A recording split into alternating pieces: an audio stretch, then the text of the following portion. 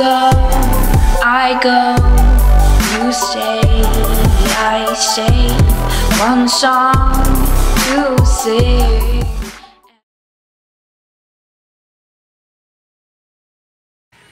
What is cracking, guys? Got some workout footage for you. Shoal upper hyper day for me and Tankster. We chose bench press today. Lately, we've actually been alternating movements. We've been running shoal for about, I don't know, 9 weeks or something, following the set exercises that are on there. But now we're to the point where we're kind of just mixing things up a little bit, but majority following the main compound movements. We're changing up like the accessory isolation movements, and then also kind of switching off from flat dumbbell, flat bench, and it feels pretty good just making those changes just based on what we feel like doing. So bench press, we did 4 sets, and we're at the 6 to 8 rep range. Got 275 here, and this is my top set.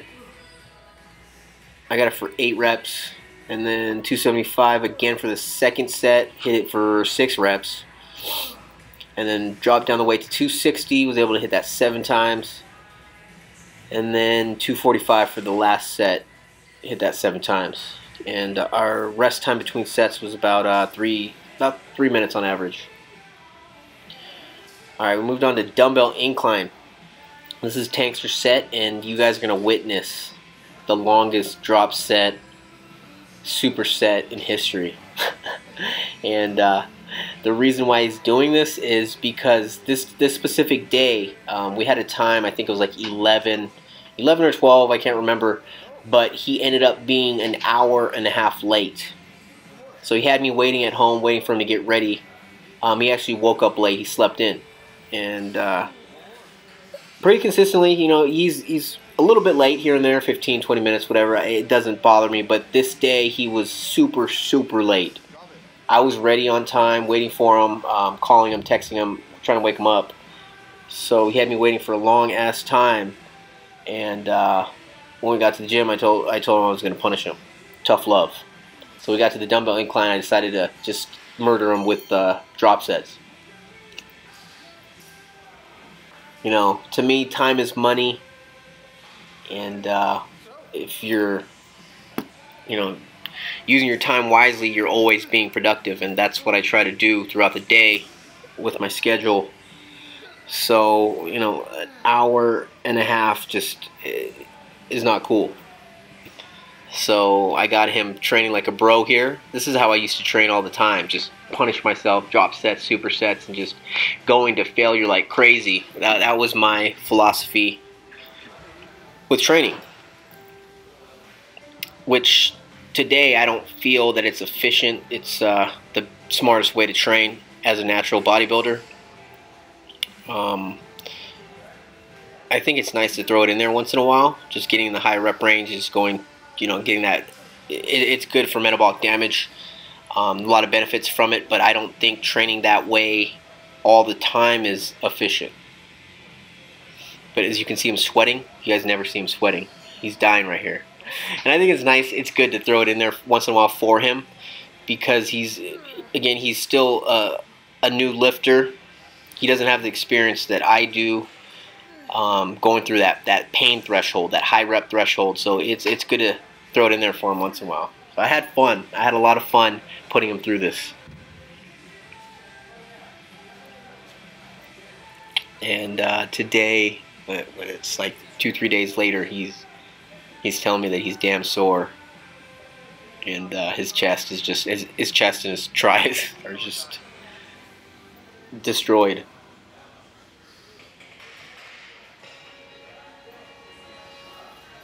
But I don't even know how many times I had him drop. I think it was like 4 or 5 times. But I made him go to failure on pretty much all the drops, and then forced a couple, helped him force a couple.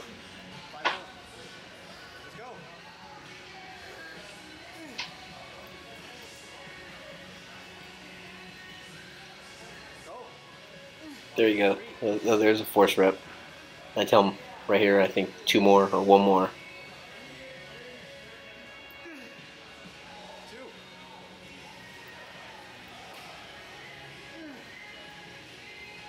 Yeah, so I say that, you know, drop sets, supersets are not efficient because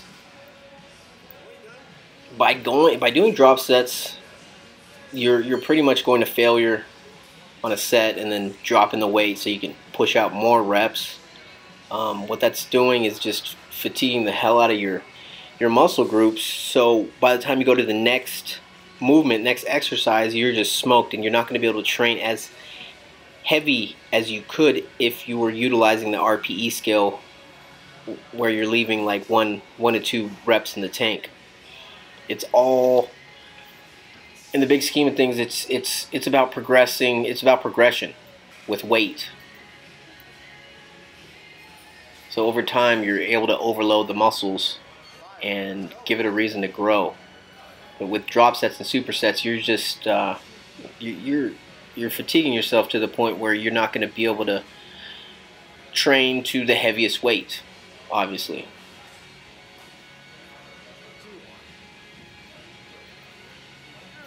See, I think he dropped like 6 times. I don't even know.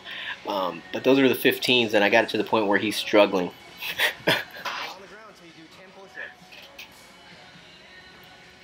And he's not done yet. I said superset. I have him go down and hit 10 push-ups. I was actually proud of him. He was a trooper. He didn't cry. He didn't bitch out. He didn't say I can't do it. He just kept going.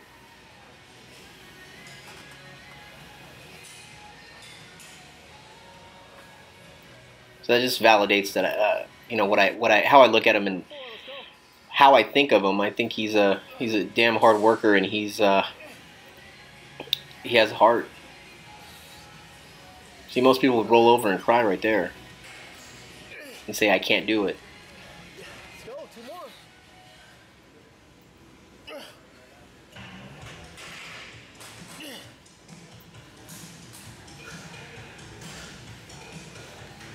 But after this, you know, the rest of the workout, he wasn't 100%.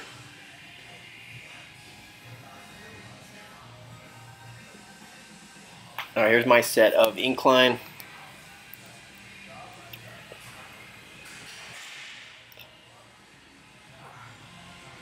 Did 3 sets of 12 reps with the 70 pounds. So we kept it in the 8 to 12 rep range.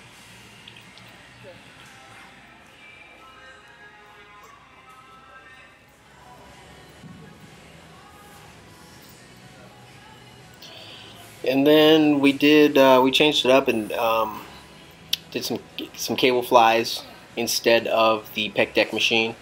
Same movement, same muscles worked.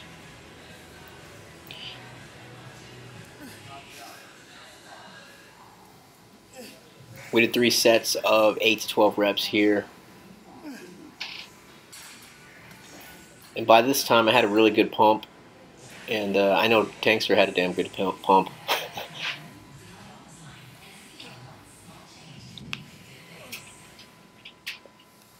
But cable flies, you'll see a lot of variations. People doing it different ways. I feel that if I keep my arms and my shoulders set up the way that a pec deck fly makes you move, I think that's the best stimulation for me with the cable fly.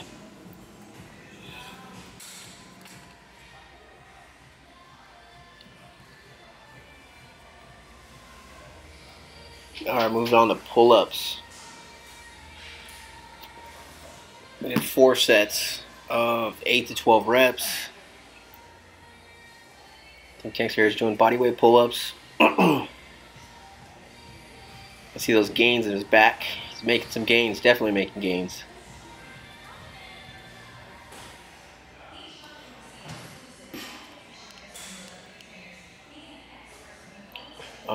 Body weight update. I am currently fluctuating anywhere from like 169 to 171. I've been averaging about 2.5 pounds Getting too big. weight gain the past 3 months. I think Tankster's right about that pace. I think he's fluctuating between 153 to 156. And again, there's not too much fluctuation, but there is fluctuation because, like I've told you guys before, with our macros, we have a nice little range. So we're not stressing out too much about hitting exact macros. And it's a nice range because some days I don't have that much of an appetite, and some days, you know, my appetite's up there and I want to eat. All right, next back movement, we did the machine row. This right here, we're supposed to do, I think 8 to 12 reps. We did 4 sets. I was just repping it out. I chose a lighter weight than I usually do, and I was going anywhere between 12 and 15.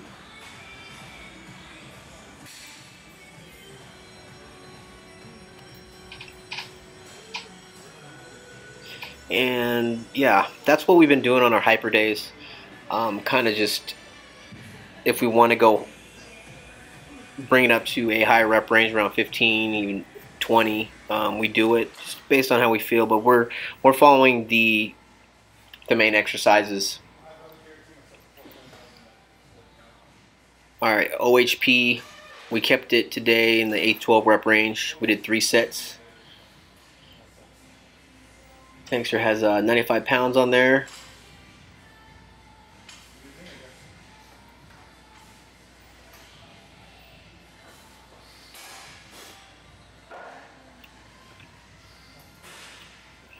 This form is looking good. His elbows are tucked, and his glutes are tight, core tight, and he's keeping those elbows underneath the bar and driving up, and then pushing it a little bit back to engage a little bit of the lats to stabilize. One main thing you want to do is find that grip. You want to find the right grip for your arm length, your body. You want it right about shoulder width apart. I like grabbing the bar a little bit closer than shoulder width. I feel that it helps me keep my elbows in and drive with the elbows the right way and keep me underneath the bar. You want the elbows right underneath the bar. You don't want it too forward or too backwards.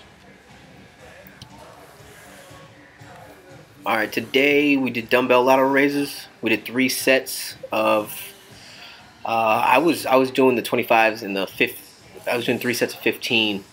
Tankster was doing, I think, right around there, 12, 15.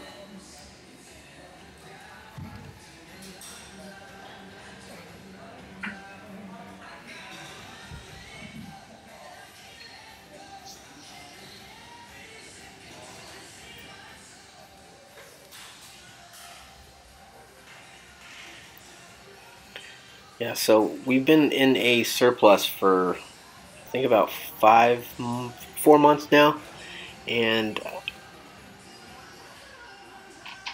I'm really excited to see how far I can take this growing season, this bulk, and see if I can put on a good amount of lean stage mass, stage weight.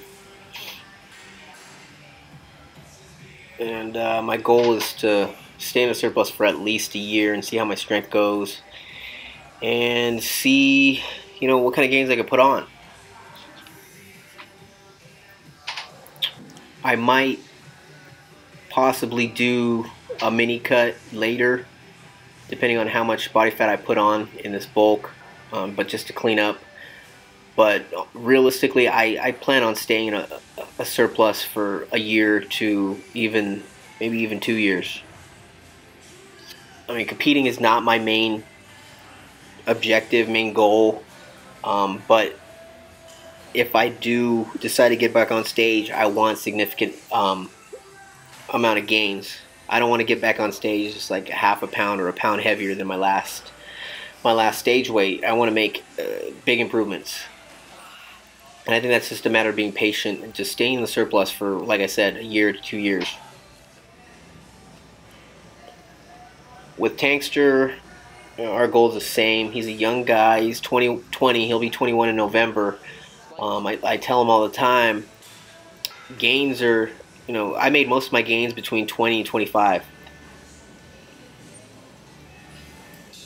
There is no rush to get on stage.